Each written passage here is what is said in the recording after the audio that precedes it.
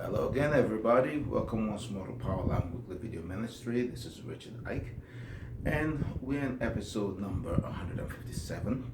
And the title of today's message is The Female Champions of the Bible, Part 25. The Female Champions of the Bible, Part 25. This will now be the conclusion of the book of Ruth. I thought I was going to be able to conclude it last time, but I realized that I ran out of time and I went 5 minutes beyond the recording time, so I'm going to add the 5 minutes that I lost in the recording time from last week to this message. But definitely, this should be the conclusion of the book of Ruth. Now, as is my tradition, I have an addendum, and a very long one, and it has to do with my favorite subject, black. You thought I was done with you? No, you're not done with me, so I'm not done with you. It starts like this. Blake, since you're addicted to my words, and I know you're listening, so you can juice up your message for Sunday tomorrow. I entrapped you with it way back then in West Angeles. I realized, oh, this one, he's listening for words. He got hooked on my words. Okay, all right. Got you programmed to be addicted to it. So I was relieved of the responsibility of preaching, since all you're looking for way to juice up your man. Nobody could receive from the Lord for themselves, man. To juice up their message. I was looking for revelation to steal. Like, I didn't want to preach. I didn't call myself to preach. So since they want my words, works out fine. I didn't want to preach it. You want to preach it? I say you go preach it. My Lord, I'm going to lift up of the duty of the responsibility of preaching. Now, last weekend, so you and your goons like to do all these setups. I remember I said it from let me read the scripture again. From First Corinthians 11 and 19. For there must be also heresies among you, that they which are approved may be made manifest among you. I said, based on the scripture, after the vision I saw where you told me that you're fully committed to my destruction. I said, good. If you defeat me, then God approves of you. But if I defeat you, then God approves of me. Others will run at that vision like that. But me, I was happy. Say, hey, it's time for the approval to be revealed. So where am I going with this? Last week, so you set up. You and your goons. They set me up for an accident. Pulling off the freeway on the Manchester exit from the 405. I was pulling the first setup. It looked like the person was hiding in my blind spot. Didn't want to get out of my blind spot. Like, what's wrong with this person? I'm slowing down, they're slowing down too. I said, get angry. I almost put my foot on the brake until the person got out. I was like, why is this person like trying to hide in my blind spot so that I can hit them from the side? Went to the light from there. So that the light changed. All of a sudden, as I'm feeling this weird sensation, like car's about to break, there's something major was about to fall on the car, like the engine or the axle or whatever, right before it came out of my mouth. Now, what is this car about to do? What are you about to do now? Like, just sensing that something major was about to happen. I saw lights in front of me. Car had gone over the yellow line and heading straight for me. It was a pickup. They were not drunk because it wasn't swaying. And it wasn't raining, so they couldn't say that they didn't see the yellow line. The place was lit up, even though it was nighttime. Split second thinking, say, oh, so that's what it is. Well, not the car, it's on the outside. From the corner of my eye, I saw my rear mirror. No car in the corner of my eye, no lights in my rear mirror. So the road was clear. And split second, I just changed lane right quick. I was like, what's wrong with this person? But then I'm driving the wrong lane. I was giving them the benefit of the doubt, but gone are those days. I said, no. This is a place set up. In the old days, I would have given benefit of that. Like, this person was on the wrong lane on purpose. Was supposed to bring head-on collision to me, but it was the spirit of the living God that quickened me, as though the car was about to give trouble. I was about to yell at the car, what you about to do now? And I saw the lights in front of me. Bam! I thought, what's going on? Like engine about to fall on gas, like something major about to happen. Like, what's going on? Before I could even come out, what I'm saying now took longer than the whole problem. Split second. Just I didn't have time to look back. The car would have been on me. So just split second. My corner of my eye, no car, no lights, my mirror. Boom! Change lights. What's wrong with this? I said, oh, the brake set up. So you've gotten desperate. That's what it means. You've gotten desperate in order to win. Well, I have news for you. You need to go and consult your father, the devil. That's who your father is. Consult him. Because, yes, you made him proud of being able to fake righteousness properly to even the point that how you could deceive me. When God was revealing you to me, I didn't want to believe it. So you've made your father, the devil, proud in being able to deceive masquerade as righteousness. The Bible says that Satan goes about an angel of light. No wonder his servant masquerade as messengers of righteousness. So you make him proud. Only one problem. Satan, or your father, the devil, operates seasonally. When he tempted the Lord Jesus, the Lord rebuked him. The Bible said he left him for a season. So he operates seasonally. But you haven't learned his seasonal operation. So go back to your father, the devil, Satan, Lucifer, and tell him to teach you his seasonal operations. Because all this one you're doing constantly, persistently, just constantly. He doesn't operate like that. No. Your father, the devil, operates seasonally. So go and consult him. You made him proud. He'll clap for you that you're able to fake righteousness, convince people that you're a holy man of God. But you're not able to operate like him. He operates seasonally. So maybe if you operate seasonally, you have better luck. Go consult your father. Because right now you're on your own. God is not on your side. The devil is not behind you. Because the devil operates seasonally. So if you're constantly, like they're doing with Trump. The Democrats, the party of criminals, they are doing what Trump constantly, finding one thing after the other. They're not operating like the head of the party, who's Satan. That's who the Democratic Party belongs to, Satan. So they are on their own. You're just like them. You're on your own. God's not on your side. Your father, the devil, is not behind you. So go and consult him to teach you how to operate seasonally. The Democrat, that's party of criminals. Go the prisons. 95% of the criminals, people in prison, they're liberals. They are Democrats, if not more than that. Why? Because they relate to Democrat politicians. Criminals, the things they're doing to others, they don't want being done to them. Those that steal and cheat and all that stuff they do, rob, whatever, they don't want it to be done to them. Say, as the Democrat Party, everything they do, they don't want it to be done back to them. They do it, fine. Conservatives do it, they start to accusing Trump of what Biden has done. So that's who the criminals can relate to. So they are just like them. So when they look at the politicians, they see the Democrat politicians, they're behaving just like they're just on opposite sides of the law. What criminals do, they don't want it to be done to them. The Democrat politicians, what they do, they don't want to be done to them. So when the criminals look at politicians, they see the Democrats, they identify with them. They're just like us. They do everything. They lie, cheat, steal. It's okay. Someone else does say, hey, you did this. Just like criminals. So they're part of criminals. So go and consult your father. Lord, reveal this to me. That you're like your father, you have this struggle just like your father, the devil. Where you want to do your evil, but convince the people that you're a man of God. Whereas your horns are long and on fire. Horns, long horns, flaming horns. As you're moving, your horns are run with flame. You're just trying to convince them that you're a man of God while doing your diabolical activities, and you're having a hard time. Same thing as your father, the devil. He wants to convince people that he's like God, but he wants to do his diabolical activities, but still want to be worshipped like God, and he's having a hard time. Continue. See, you slave plantation black bastards, your machines of destruction. So it doesn't come as a surprise to anybody that you're behaving this way. Those you're supposed to be able to do. I remember when black Americans were telling me that the worst among them were you demons of the black churches.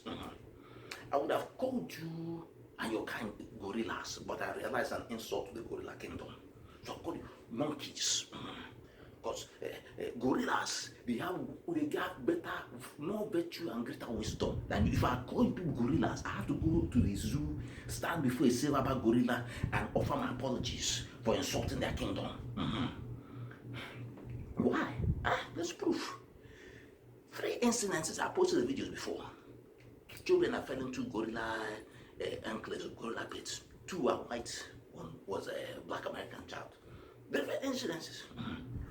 The first 2, the gorillas didn't harm them. One of them, the gorilla took the child and brought to the gate for the gatekeepers.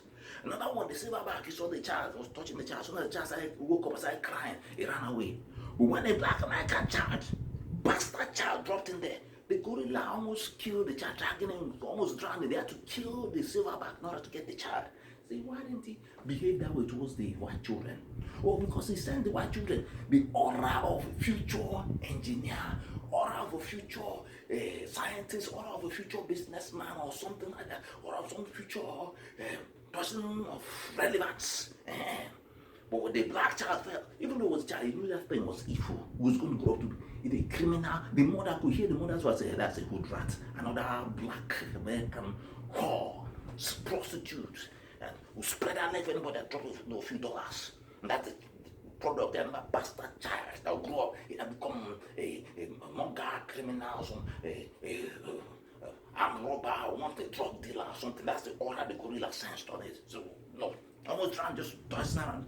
Almost drowned it. He had to kill the gorilla to get the child. Prize silverback, kill it, get the child. That would turn out to be a menace to society. They already probably prepared the prison cell for the child. That's what your democratic slave masters do. They prepare prisons. They only need you for your vote and for you to lubricate their prison system, the new modern day slavery. Your democratic masters, you're their invention. You think you act like people act like you come from reality. You're just their invention. That's it. You're their plantation monkeys. You're just another invention for them. They invent things. You're your democratic white slave master. You're their invention. So when you kill whites, the liberals, that's the only white you kill. It's just their invention killing them. Just like people who invent airplane and the airplane kills them, they die in their invention. So you're their invention killing them. I observe their attitude towards you people to figure out, understand what's going on in their mind. As they must know that they are gods to you people. Because they don't throw feathers away everywhere they go. You want to run after them. You want to live in their neighborhood. You want to play golf with them. And say, I look at their attitude and say, they know they are gods to these people. You're just their invention. They created you in the slave plantation. They now want to act like, exalt when you start, I'm this and that, you're title, blah, blah, blah, blah. It's a slave plantation monkey. White Democrats in the slave plantation invention. Stupid idiots. Useless. You're just white man's vomit. That's it. You're the white man's vomit. The dirt is scraped from under his shoes, making noise. Useless things. Menace to everybody. Stupid things. You, man of God, crooked, corrupt, filled man of iniquity.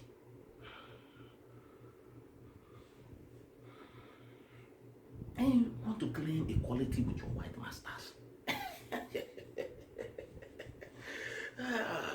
That one is the big puzzle. You haven't even understood the secret of it. You are here with him from the beginning and you haven't understood the secret of his power. It was a curiosity for me and word of the Lord.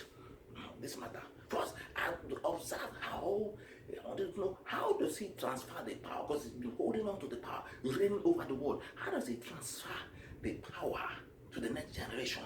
So I just studied the way he raised his children. That's it. All I had to do. So let me study how he raised children to understand the dynamics of how the power is transferred.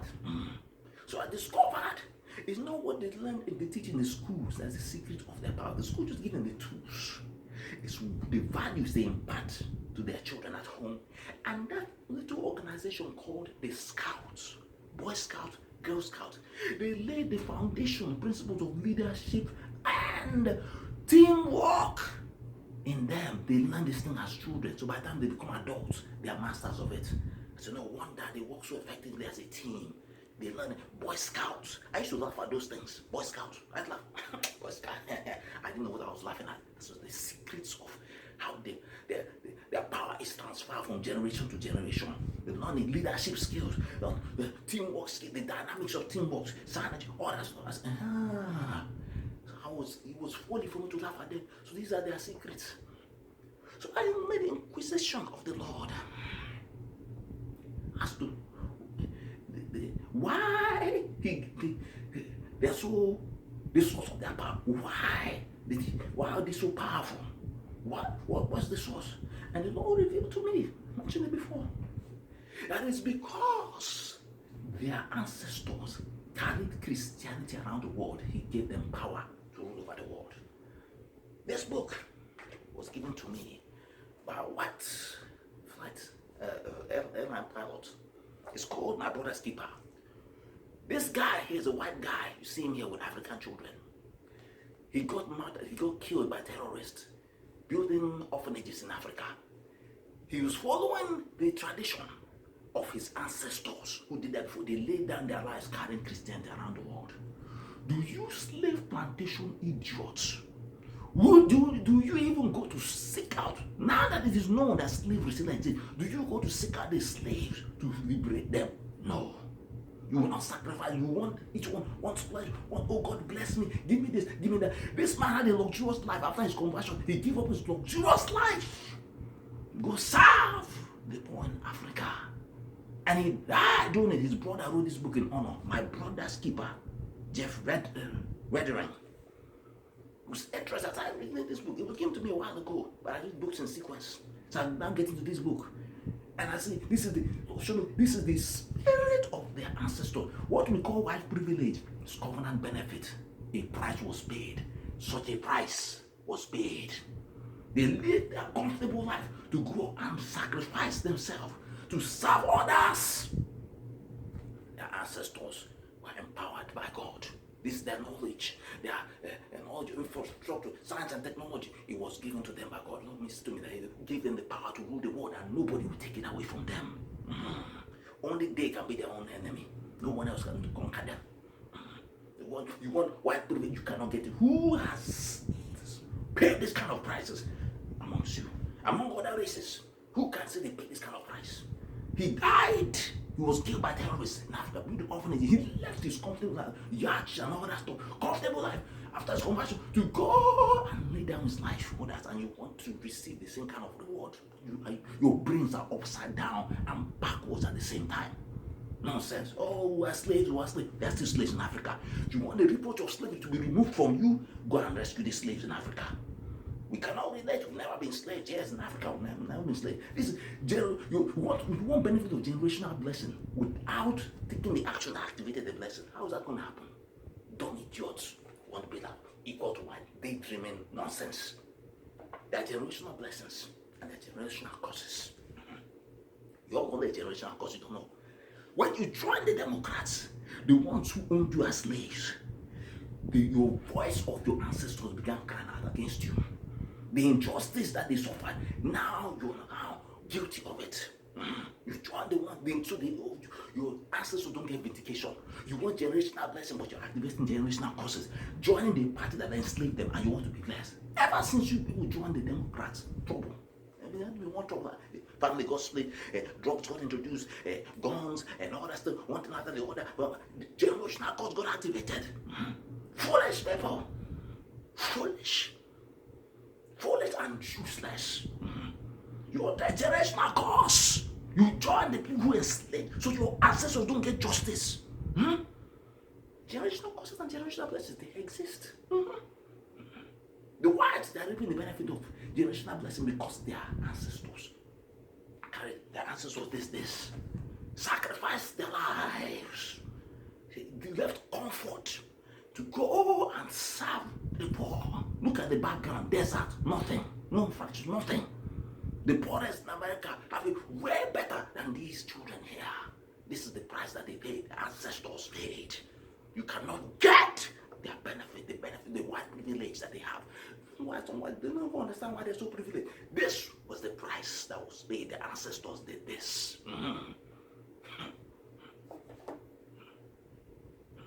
They have the seriousness of this matter. What do you mean? How this? Your father, the devil, he needs to educate you about certain things. How he brings up charge of, if you can't find something in your lifetime, you go into your ancestral heritage, you're gonna find an accusation. That's how you operate. Oh, show me this.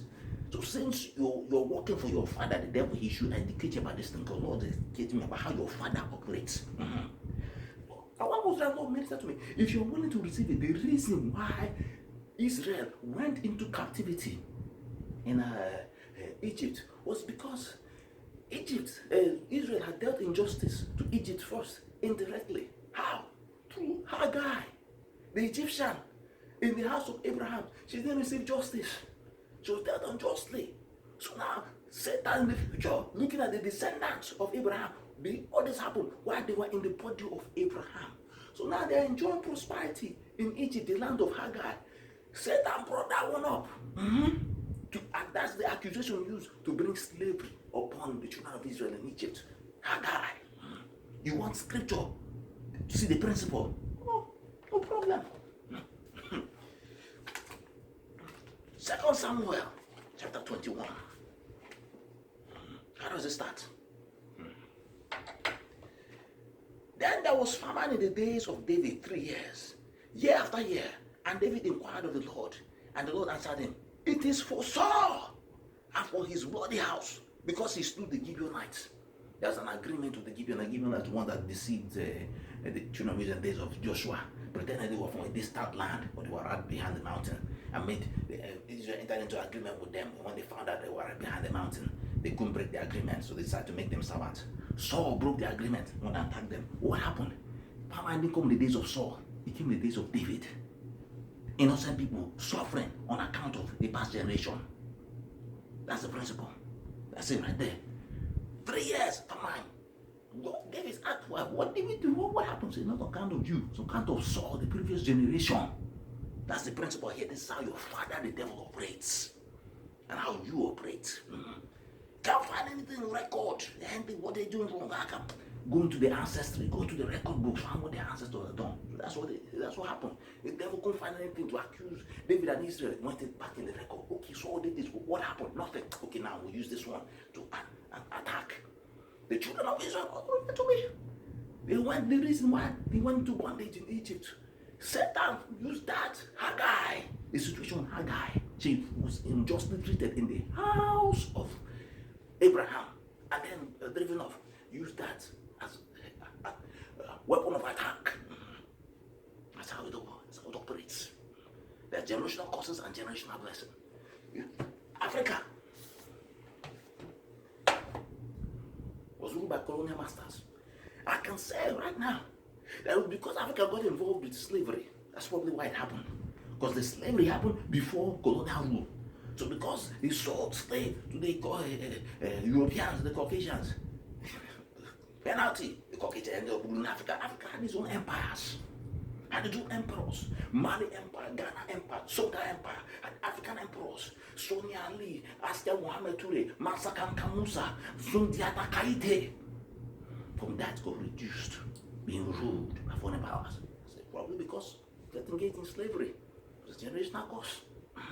And it's still under colonial mind frame, colonial influence. Even though the colonialists are gone, it's still under that colonial mind frame.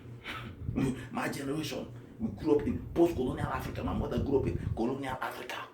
Our generation came from post-colonial Africa. We know what Africa of the past was like, but we still prefer post-colonial Africa. My friends today. So now let me conclude. I've concluded with that. Not getting to the message for another time again. This useless idiot masquerading, try to set me up for an accident. Was Holy Spirit applicant me? If not, I would have gone. I jumped the yellow line, hit me headlong. But right when I was crossing the light, I said, "There's something like can't fall into pieces. Like what's going on?" Before I could come out of my mind, what are you about to do? I was about to yell at the car. What are you about to do now? I saw lights in front of a tree. Split second. Shoot, I said, I wanted to give benefit of the doubt. I said, no, not anymore. Not that foolish any longer. Blake. Then you run to Georgia. You're without conscience. I'm not offended because I now know that you're mafia godfather with the Bible. The Don Corleone in the movie Godfather, or John Gotti, or Al Capone, or Boxy Siegel. These are names you don't know. Ignorant religious imbecile, supernaturally stupid black plantation bastard monkey. Nonsense. I'm getting the message. Now,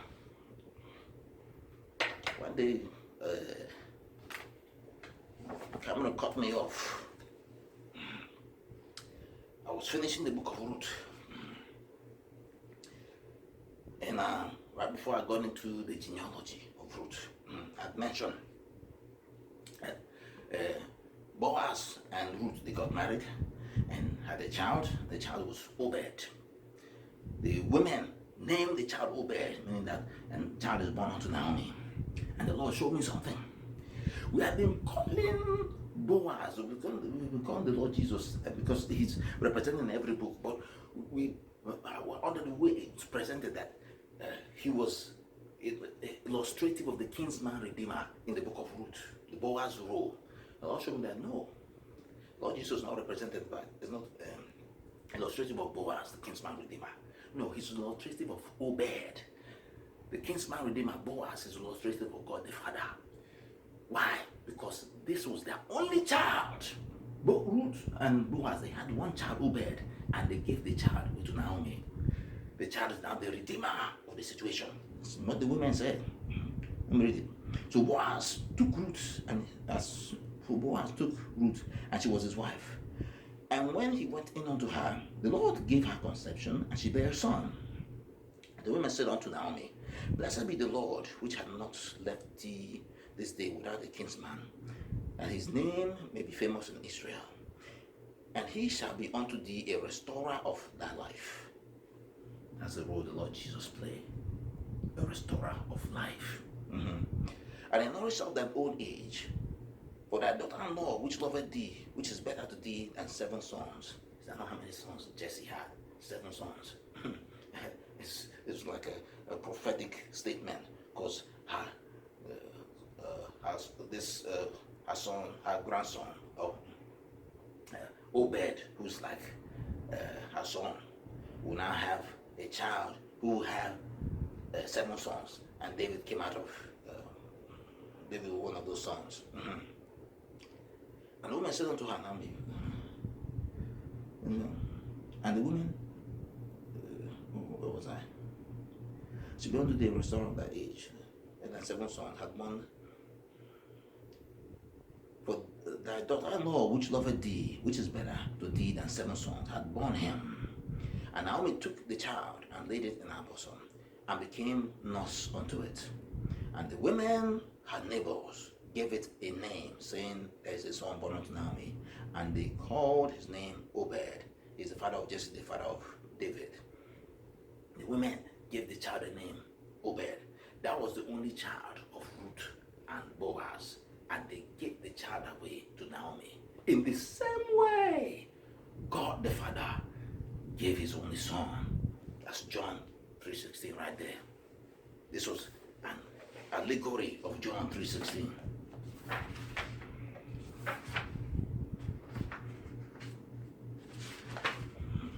The most famous scripture in the Bible.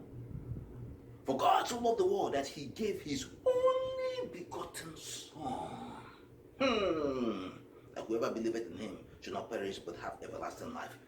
That was an allegory of John 3:16 right there. They gave away their only son because if they had more children, Bible would have said it. Right next, the next chapter is 1 Samuel.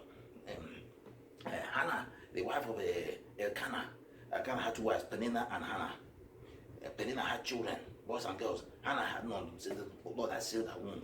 But when she had a child, when she promised God that God gave her a child, she was going to give the child back to God. So God gave her a child, and she gave the child to God, and that child was Samuel. And then God gave her more children.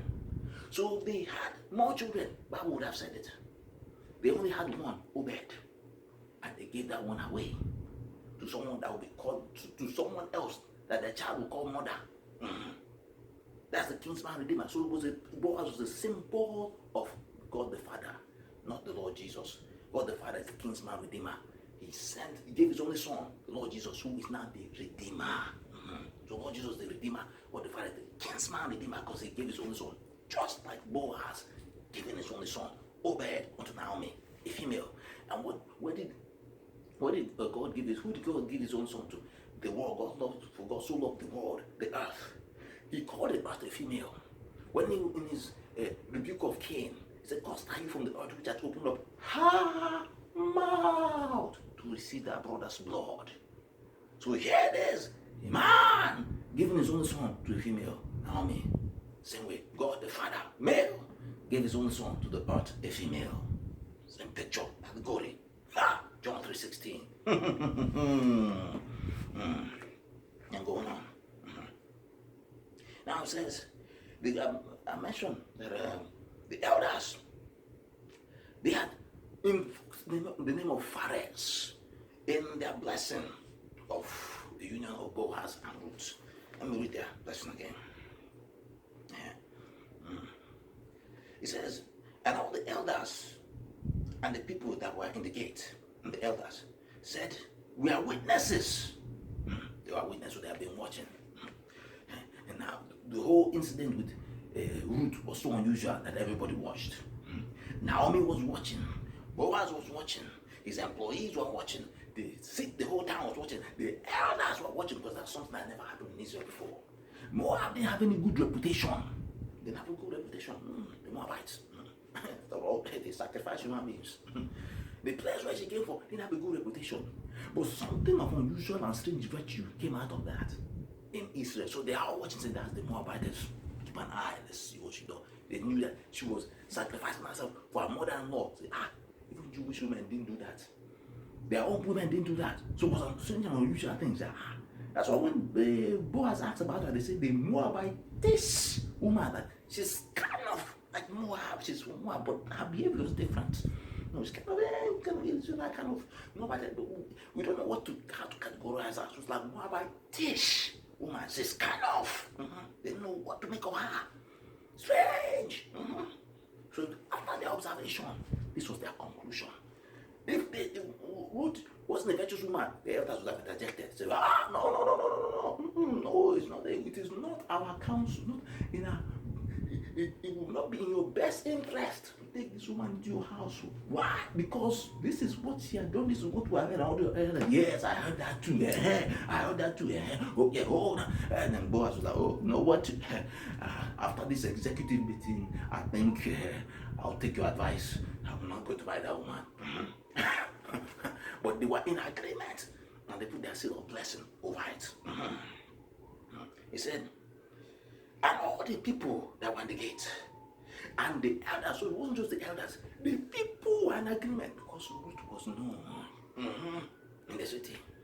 All the people and all the elders said, we are witnesses that we have seen, we have observed, we have made our inductive and deductive conclusion concerning the situation. And all the people that were in the gates and all the elders said, we are witnesses.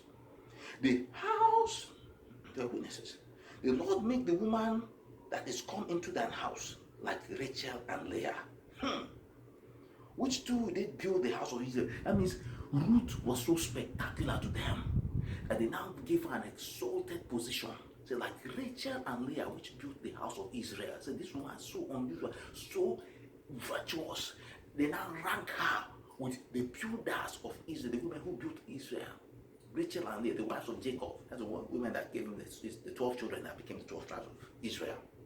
So now she's a foundation. They say, let her become a foundation like Rachel and Leah were foundations. Her character was of such, they gave her that ranking.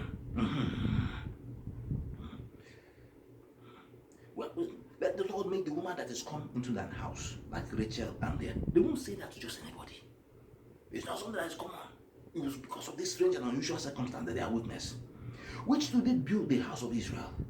And do thou worthily in Ephrathah, and be famous in Bethlehem.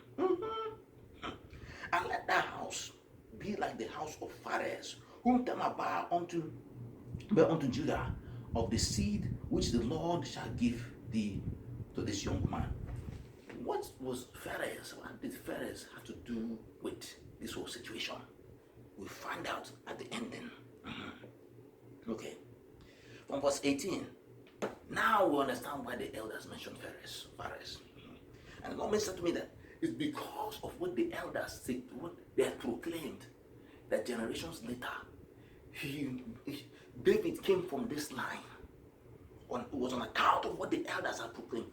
He heard the elders and he answered their request generations later, producing David from this line.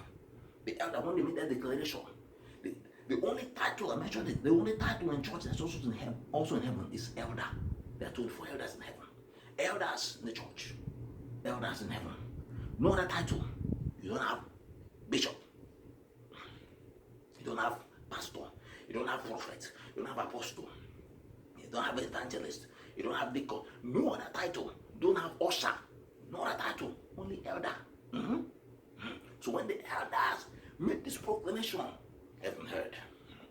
Generations later, the request was granted. David came from that line. And who proceeded from the Lord? Who proceeded from David? The Lord Jesus. Now, this is, it says from verse 18. Now these are the generations of Pharez. Pharez begat Hezron. Hezron begat Ram. Ram begat Aminadab. Aminadab begat Nashon. And Nashon begat Salmon. And Salmon begat Boaz. So Pharez was Boaz's ancestor. I said before it was a 6th generation from Pharez. It was 7th generation. That was my mistake. So Boaz was 7th generation from Pharez. And Boaz begat Obed. And Obed begat Jesse. And Jesse begat David, the ancestor of the Lord Jesus. Who was Pharez? I mentioned it before, but let's go and see his origin. Genesis chapter 38, verse 29. And it came to pass, this was the birth of Pharez. And it came to pass as he drew back his hand, and behold, his brother came out, and she said, How hast thou broken forth? This breach be upon thee. Therefore his name was called Pharez. This was now the birthing. Tamar was given birth to the twins, Pharez and Zerah. These were the children she had with Judah. She deceived Judah into sleeping with her because Judah wouldn't submit his third son to which he promised to Tamar. And this whole passage, this way I believe the whole Kinsman Redeemer tradition began in Genesis chapter 38. Judah's son was married to Tamar. God found wickedness in him and slew him. He didn't mention what. But then Judah had this young older son marry her so that she would have children in honor of the dead brother. And he did what was wicked in God's eyes. Well, what was that? He would sleep with her, then he would spill his seed on the ground. So it was wicked in God's sight, and God slew him too. So the third son was too young, so he told her to wait till the son is older, then she could marry him. But Judah reneged on the deal because he was afraid that his younger son, the third son might die as the other ones did. So he reneged. So Tamar ended up tricking him by pretending to disguise herself as a prostitute, tricked him into sleeping with her, and then she got pregnant. And then he was going to have her killed. And then when he had slept with her, she took his staff and one other item. And he said, whoever owns this stuff is the one that got me pregnant. And realized it was him. She didn't want to expose him. So now he spared her life. But then she had twins, and Pharez was one of them. So that was a bastard child of Judah and Tamar.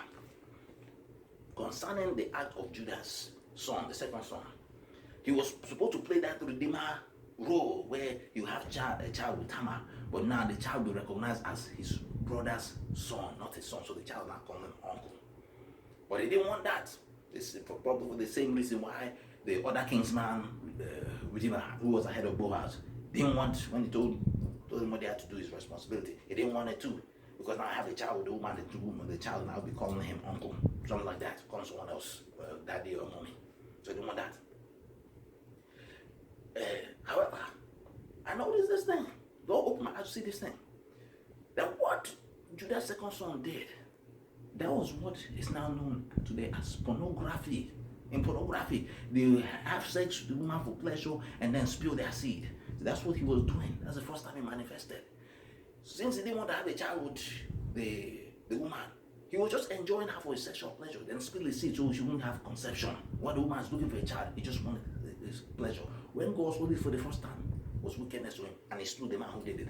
Now it has become a cultural phenomenon.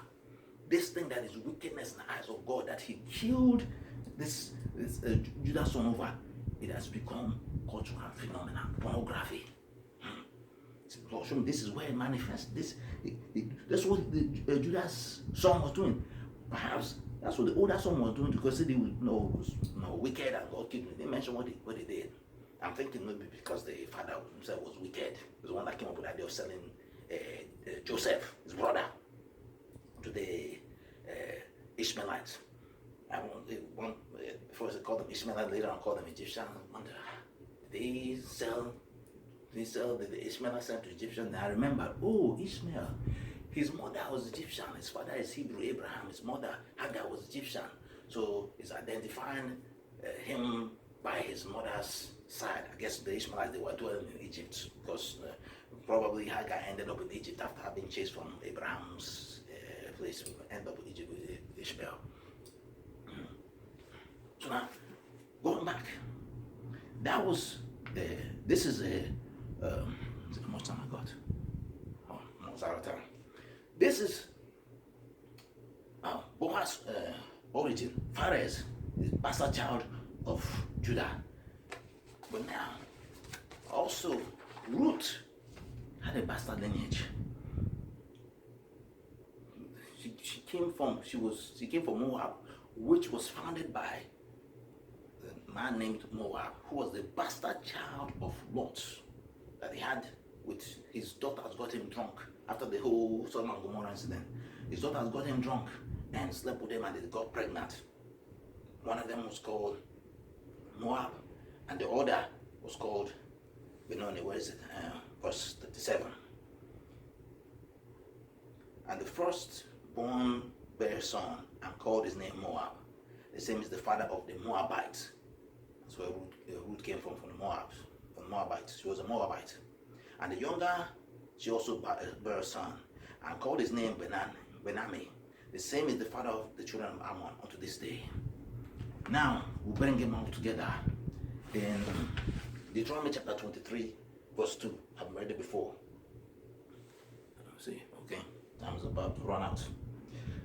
Deuteronomy chapter 23, verse 2, it says, "A bastard shall not enter into the congregation of the Lord, even to his 10th generation. Shall he not enter into the congregation of the Lord?" That's Boaz was there. Pharez, that's what put Boaz in verse 2. Now Ruth was in verse 3. An Ammonite and a Moabite shall not enter into the congregation of the Lord, even to their 10th generation shall they not enter into the congregation of the Lord forever. So Ruth was in verse 2. So now you have two, Ruth, who had bastard lineage, and Boaz, who had bastard lineage. They had gotten together. Now, because of the virtue of Ruth, the elders put their seal of approval on it, and God responded by producing David. He could have produced David earlier, but because of that generational injunction of the bastard, it had to wait till generation 10, to the 10th generation. That's when David manifested. If not, David could have been the child that came out of Ruth and Boaz. But because of that injunction, he had to wait a few more generations. Then David was born. Now we can understand why David was so happy when he said, "I'm glad one day to say unto me, let's go to the house of the Lord." Now we can understand why God said that David is a man after his own heart. Because we don't know what David had come to. It wasn't just the affliction and prayer he went through on account of Saul, but because he was the first, him and his brothers were the first in 10 generations to enter the congregation of the Lord. Like those people that say, "I'm the first in my entire family to go to college." It's something to celebrate. They broke the curse of ignorance. So the first, so God meant a lot to David. The way God reacted to David, the way David was acting those gods, hey, the affliction from Paul is not enough to justify it. There's something more, something extra. Because David's like, writing the Psalms and all that. So I said, Joseph went through all these trials, but he didn't write any Psalms. I said, so what's the justification? David, how this Psalm, the way God was reacting to David, he said, what's all this thing? What's going on? So because David and his brother, they were the first in 10 generations to the congregation of God. So when they are going to the synagogue, going to the temple, they are rejoicing and just shouting all that stuff. And people are looking at them, who are these people making all this noise? My name is the seven sons of Jesse. No, they're the first in 10 generations to enter the congregation. No, that's why they're always making noise. So they come back and start telling their father, oh, we did this, we did that, we saw this, we saw that. Their father could not enter because it was generation 9. So David, generation 10 and his brother, they were the ones that entered. I say, okay, time's almost out. But above all, the Lord Jesus now came from this line, this lineage that had two people who had bastardry in the lineage. He didn't choose himself a lineage that was perfect and unmarred. He chose himself a lineage that had defects. So now, who are we to brag and boast when the Lord God, our Redeemer, our Messiah, he has such a lineage? With bastard in his lineage, even further down, that was Rachel, the prostitute from Jericho, in his lineage. Who are we to brag and boast? Black, who are you to brag and boast? You're a petty descendant of a wretched slave that will still have slaves in Africa. Who are you to brag and boast?